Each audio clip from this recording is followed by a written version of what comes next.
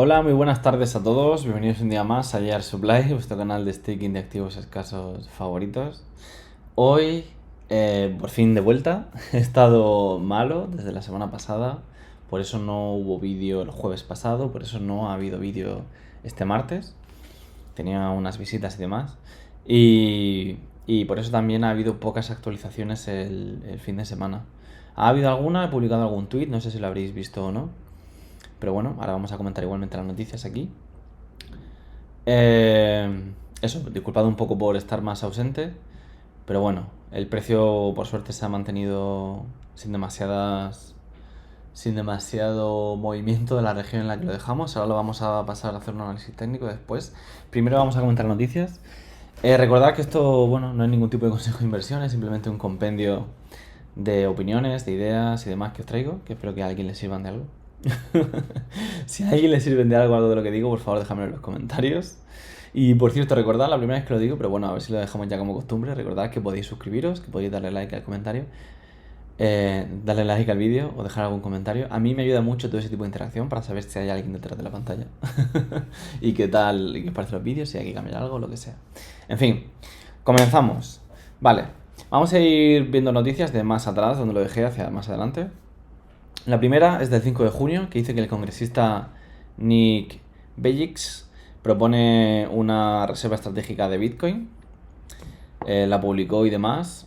Y bueno, se le unieron creo que 7 8 congresistas también como para incentivarlo. Tenemos la noticia un poco más arriba, no lo sé. Pero bueno, sí, como que se le habían unido varios congresistas a la idea y querían promoverla en paralelo a la ley de claridad. ¿De acuerdo? O sea que vamos a seguir también de cerca a este caballero, a Nick Bejich, a ver un poco qué tiene que ir diciendo y la estrategia.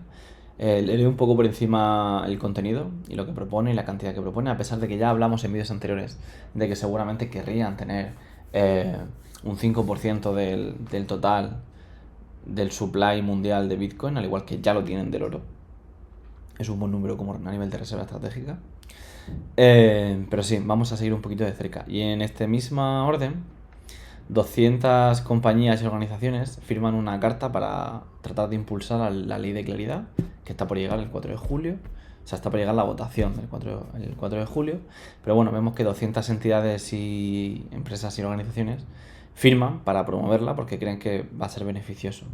El hot take que tiene la senadora Cynthia Lummis, que es la principal defensora de la ley de claridad ante el Senado y ante los comités nacionales y demás, es que es un dinero de los estadounidenses en su caso, aunque se podría extrapolar a todo el mundo. Es un dinero que la gente ya invierte para sacar cierta rentabilidad, para operar con él, porque ya confían en el activo como reserva de valor, etcétera, etcétera, etcétera, etcétera. Y que el simple hecho de que no esté regulado lo que hace es que no forma parte el Estado de ello y encima los ciudadanos son más vulnerables, ¿no? O sea, son argumentos bastante legítimos. Pero bueno, ahora hablaremos un poco más de la ley de claridad. Quedaos con que eso, con que hay instituciones, a pesar de que también había grandes detractores de la ley de claridad, ¿no? Como JP Morgan, BlackRock y demás, que presentaban ¿cómo era? Amendments o addendums, que eran como contras en base de la ley de claridad. También hay un montón de organizaciones, si no pequeñas, que abogan por ella, ¿no? Ahora retomamos un poco este tema con la última noticia que tengo que comentar, ¿no? Bueno, la semana pasada Strategy compró 1.550 Bitcoin por un valor medio de compra de 65.300 y ahora el valor medio de compra de Strategy se sitúa en 75.680. Además de comprar 1.550 Bitcoin, reunieron 1.000 millones para aumentar en un mes el pago de dividendos. Antes de esta compra de 1.000 millones tenían para 6 meses y ahora tienen para 7 meses de pago de dividendos. Como bueno, podéis ver aquí, compró 20 días de dividendos. Se lo dice Juan Rodríguez, me fío, pero eso, como que amplió un mes básicamente lo que tenía. Además al comprar deuda, bonos, hace poquito, que lo comentamos aquí con una reducción de precio del 8%, y comprar más Bitcoin, lo que está haciendo es mejorar un poco los precios de MSTR, de STCR y demás. Y en la línea de STCR, además de la compra que hizo Strategy, se aprobaron ahora volvemos a eso, se aprobó el pago de dividendos bimensuales. Antes eran mensuales al 11,5% anual. Y ahora ahora es bimensual, se pagan, por lo que el efecto de interés compuesto escala más rápido, haciendo mucho más interesante el producto, ¿no? De STCR. Vale. La siguiente noticia que tenía aquí, esta sí que la comenté por Twitter, esta cuenta comenta lo siguiente. El 7 de mayo, la Casa Blanca dijo que el objetivo, o sea, el Patrick Witt de la Casa Blanca dijo que el objetivo era pasar la ley de claridad el 4 de julio, ¿vale? Desde entonces Bitcoin ha caído un 27%, hasta $59.000. El 1 de junio, se añadió a la agenda del Senado la votación para la ley de claridad, de cara al 4 de julio. Dice, ¿es posible que estén empujando hacia abajo el precio para comprar barato de cara a la aprobación del 4 de julio? Bueno, esto de aquí precisamente es parte de nuestra tesis, de la que venimos comentando en distintos vídeos y demás, ¿no? Que el 4 de julio se supone que se va a llevar a votación, es posible que se apruebe, ahora hablaremos un poco más de las posibilidades que hay de que se apruebe y de que no, porque ya adelanto que la senadora dijo que tal vez era un poco optimista y se demoraba a agosto o algo así, pero es algo que está inminente a ocurrir y entonces el precio ha caído un 30%, cuando el mercado lo descuenta todo encima.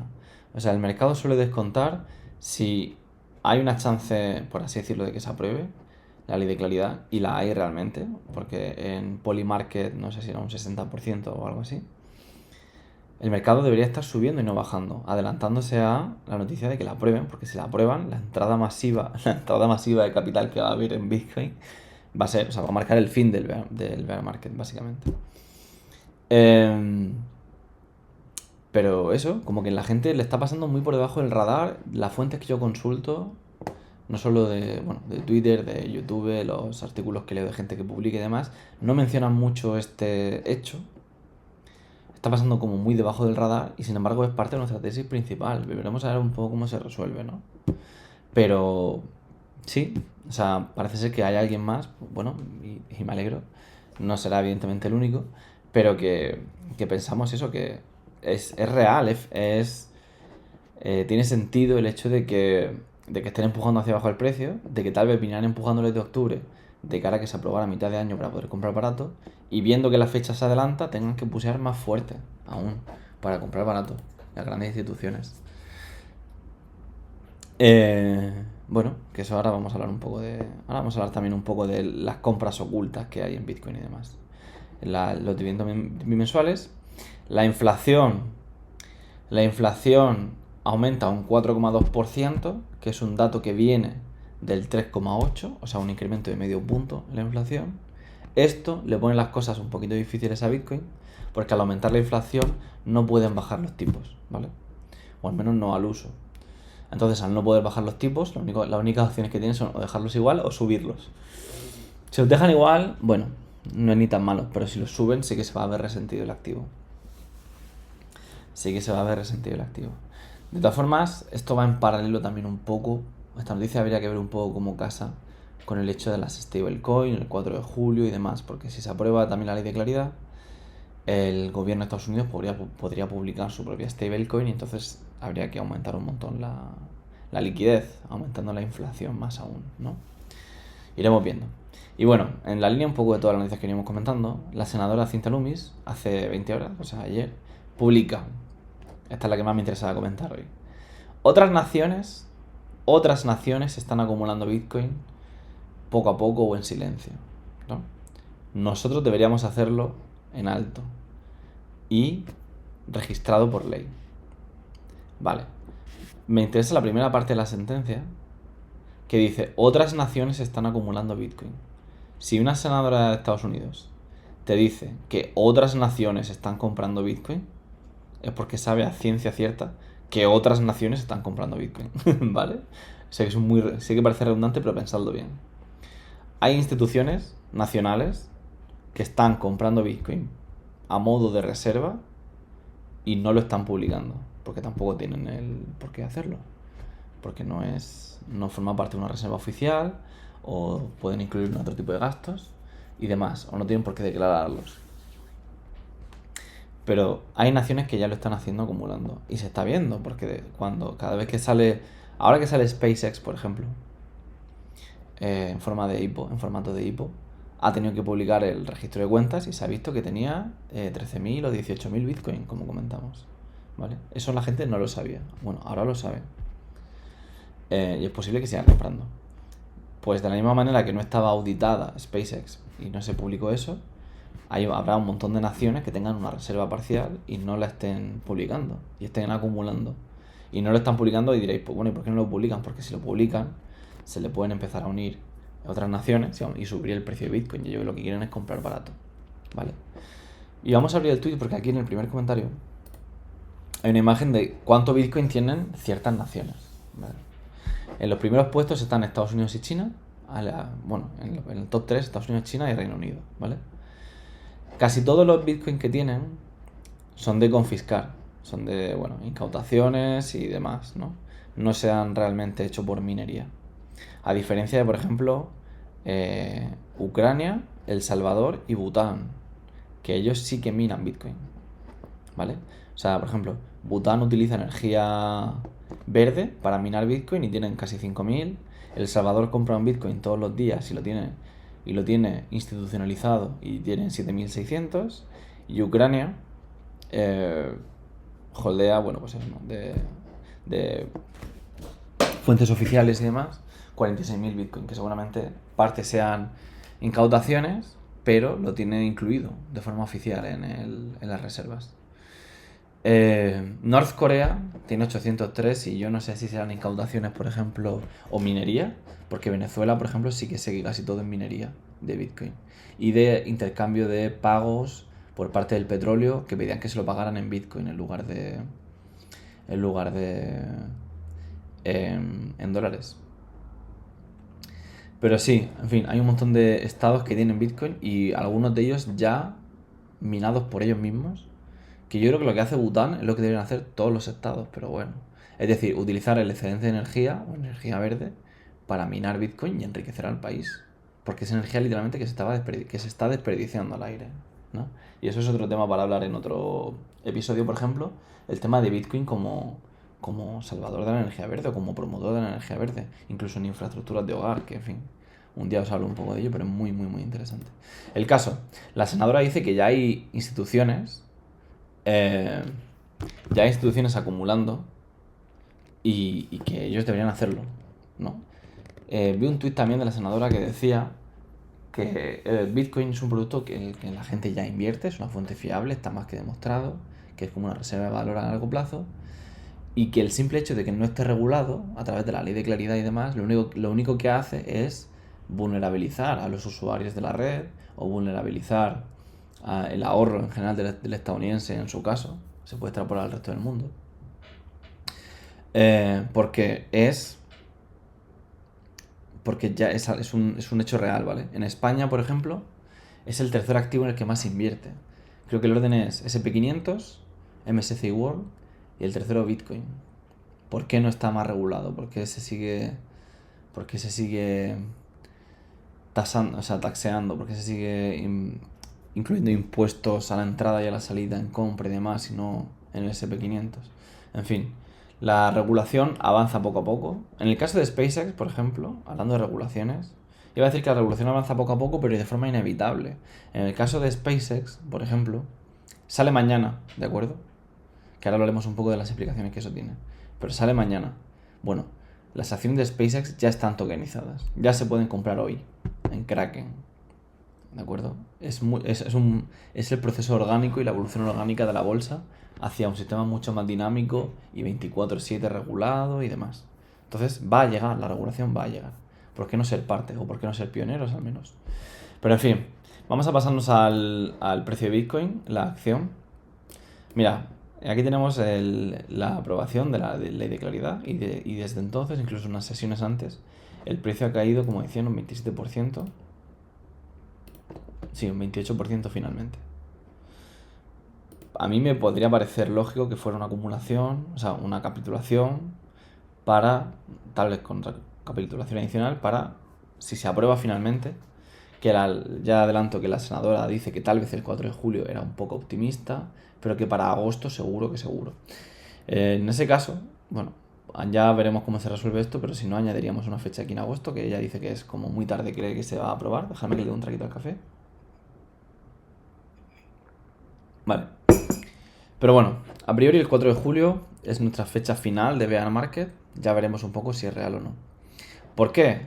Porque ya adelanto que aquí el precio, deja de hacer un poquito de zoom, lo que está formando es una estructura que no me gusta, ¿vale? No me gusta porque si veis deja mínimos cada vez más altos. Si aquí se da la vuelta mañana y vuelve a dejar mínimos cada vez más altos, es una estructura que es muy parecida a la que formamos aquí, ¿vale?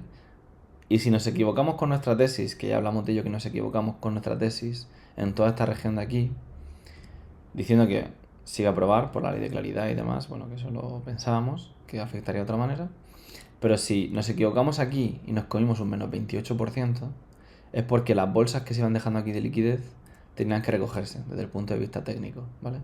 Y si aquí estamos haciendo lo mismo, esto lo normal es que cuando lleguemos a la tendencial bajista principal, rompa hacia abajo para tal vez apoyarse aquí finalmente, ¿vale? Voy a cambiar un poquito el color, que se vea más así, bueno, incluso así, en rojo, ¿vale? Si hemos aprendido algo es que esto al final, este tipo de estructuras, este tipo de banderas alcistas se acaba rompiendo hacia abajo, 100%, ¿vale? No sabemos si quedará hacia abajo para luego recuperar de cara al 4 de julio y que sea una última capitulación, pero la realidad es que la acción del precio está formando esa estructura. Ahora, si nos metemos con indicadores, estamos saliendo de sobreventa extrema, ¿vale? Estamos saliendo de sobreventa extrema. Cuidado que es que esto no es poco, ¿vale? Que hemos llegado aquí al nivel de 15, ¿vale? Que se llegó solamente aquí, creo. No, ni aquí, ni el 6 de febrero con esta capitulación gigante se llegó. Nos tenemos que remontar al crash que hubo aquí y ni así, y con FTX ni así. O sea, es que hacía que no veíamos ese nivel de sobreventa, pues posiblemente nunca en la historia de Bitcoin, o por lo menos en los últimos 4, 5, 6 años. Pero bueno, estamos saliendo de ese nivel de sobreventa. ¿Qué toca ahora una vez que salimos de sobreventa? Atacar el nivel de sobrecompra. O sea, cada vez que toca el nivel de sobreventa, se dirige al extremo opuesto. Sobreventa, extremo opuesto. Y una vez que se llega al extremo opuesto, al otro. Podrá tardar más, podrá tardar menos, pero es el final, ¿vale? Entonces sigamos aquí. Esto puede ser así, o puede ser así, ¿vale? Eventualmente, si se aprueba el 4 de julio, entiendo que esto será así, ¿vale? Pero, bueno, pues si no se aprueba, igual salimos un poco de sobreventa. El 4 de julio, si no se aprueba, nos vuelve a meter en sobreventa otra vez. Y ya, pues arrancamos un poquito poco a poco tal. Iremos viendo. Pero bueno, a corto plazo, nos dice que vamos a salir un poco de esta región, a atacar por lo menos la tendencial bajista principal. Si la rompemos, veremos qué pasa. En términos de RSI, en términos de bandas de Bollinger, estamos derrapando, ¿vale? Como el Need for Speed. Estamos derrapando por la desviación estándar inferior. O sea, lo normal sería dirigirse al centro, al precio justo, al centro de la banda. Veremos a ver si es porque el precio de la banda céntrico cae y nos encontramos ya aquí, en la tendencia bajista principal. Y una vez que nos encontramos el centro ya, por lo menos, para abajo otra vez. O si no. De cara a las medias móviles, simples, nos encontramos por debajo de la de 50 y la de 100. Podemos ver que se va a producir, o está a punto de producirse, por lo menos por la dirección que tiene, un cruce de media móvil de 50 por encima de la de 100. Eso suele significar tendencia bajista, ¿vale? De la misma manera que se produjo aquí, y mirad lo que le acompañó, ¿vale? Si se acaba produciendo este corte, que esperemos que no, indicaría también debilidad en el precio, para tal vez seguir cayendo hasta cierta región. En cualquier caso, me sigo manteniendo fuerte en mi tesis de que comprar en cualquiera de estos precios, aunque nos cayéramos aquí a 50.000, ¿vale? Es una zona extraordinaria de compra. O sea, de cara a los próximos 3 años y demás, 3, 4 años, es una zona absolutamente increíble para hacer un por 3, un por 4, un por 5, en fin. Iremos viendo. Pero sí, las medias móviles están un poquito así. La media de 200 sigue muy lejos del punto actual. Nos queda todavía gran recorrido. Veremos a ver el 4 de julio qué ocurre. No me quiero meter mucho más en la acción del precio, ¿vale? Porque Estoy un poco todavía analizando el escenario. La realidad es que según la tesis oficial, ¿vale? Según la tesis oficial de ciclo de 4 años, esto acaba como tarde en octubre, ¿vale? O sea, hay una deadline aquí, en octubre, noviembre, que lo podemos poner a mitad de octubre. Empezamos a caer el 10 de octubre, entonces sería el 10 de octubre de 2026. Esto como tarde, pues nos queda hasta aquí, ¿vale? Como tarde. Bueno, voy a añadir aquí voy a añadir aquí una línea vertical. Una línea vertical. Esto como tarde tiene fecha de caducidad el bear market, ¿vale? Vamos a añadir aquí un texto.